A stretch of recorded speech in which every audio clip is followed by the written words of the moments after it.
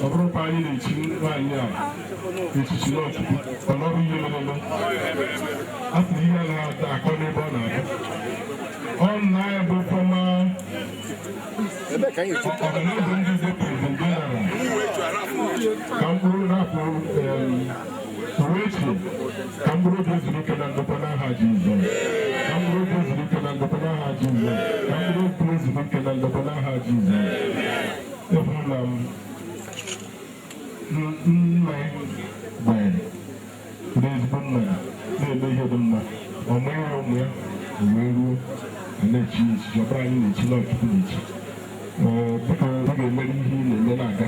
anyị ekwuole ga-abụ prezidenti Naịjirịa mgbe taa ka n'aha Jizọs ọ ga-eme eze niile ndị Igbo na-agbakọ n'obodo a na-echi nwanne anyị nwanyị bụ onye tukwutelu mmanụ bụ Director General na Nigeria Tourism Development Corporation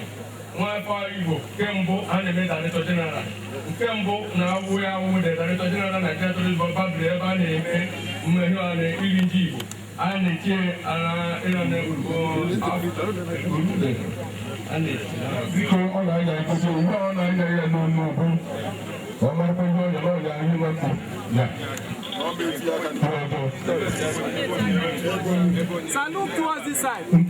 nke a na-enweta ihe na eze nke ndị tourism na sitere na ala Naịjirịa nwa na-agbanye ugo a n'afa Ebonyi steeti niile na afa Naịjirịa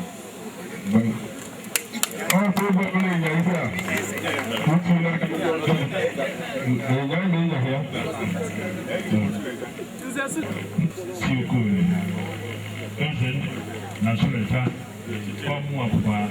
National Vice President ndị eze nọ n'ụzọ ije ejigo m aha ndị eze niile nọ n'ụzọ ije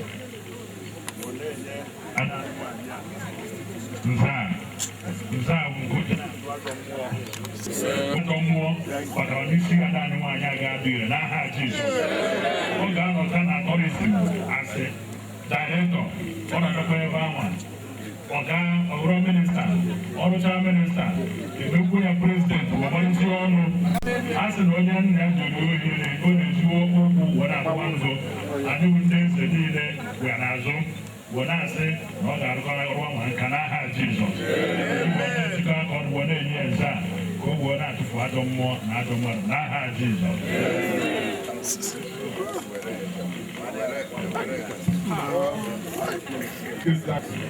ogologo ndụ na ahụ ike na ihe eji elekọta ndụ anya anyị na-aba ya na ọ ga-abụ ọla mma ọkwa ya ọla mma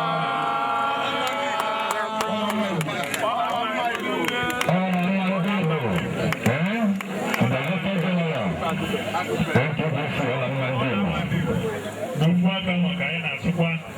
na akụkwe nke afọ ide ọmụgwọ tupu ihe were akụkọ nke ihe ọ na-ama ndị Igbo